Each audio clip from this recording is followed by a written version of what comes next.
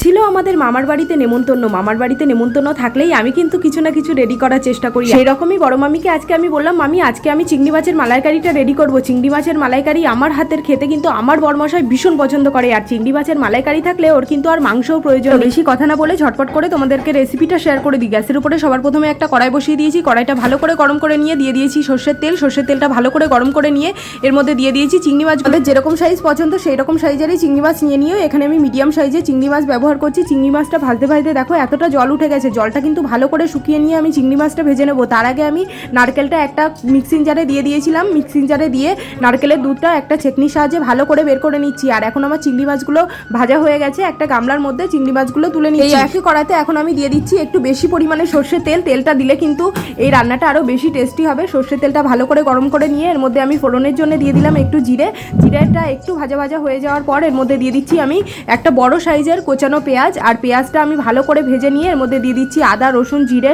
লঙ্কার পেস্ট। এবার আমি মশলাটা ভালো করে কিন্তু কষিয়ে নেব। মশলাটা যত ভালো কষানো হবে ততই কিন্তু এই রান্নাটা টেস্টি হবে। মশলা থেকে একটুও কাঁচা গন্ধ বেরাবে না। আর এবার আমি দিয়ে দিলাম পরিমাণ মতো হলুদ আর দিচ্ছি কাশ্মীরি লঙ্কার গুঁড়ো। আমাদের বাঙালিদের একটু লাল লাল ঝোল কষা জিনিসই পছন্দ করি আমরা বেশি, তাই জন্য কাশ্মীরি লঙ্কার গুঁড়ো না দিলে এখানে কিন্তু কালারটা পুরো হলদেটে আসছিল, তাই আমি বেশি করে কাশ্মীরি লঙ্কা দিয়ে দিয়েছি। আর তারপর এর মধ্যে দিয়ে দিলাম একটু টক দই, বেশি পরিমাণেই দিয়েছি 2-3 চামচ।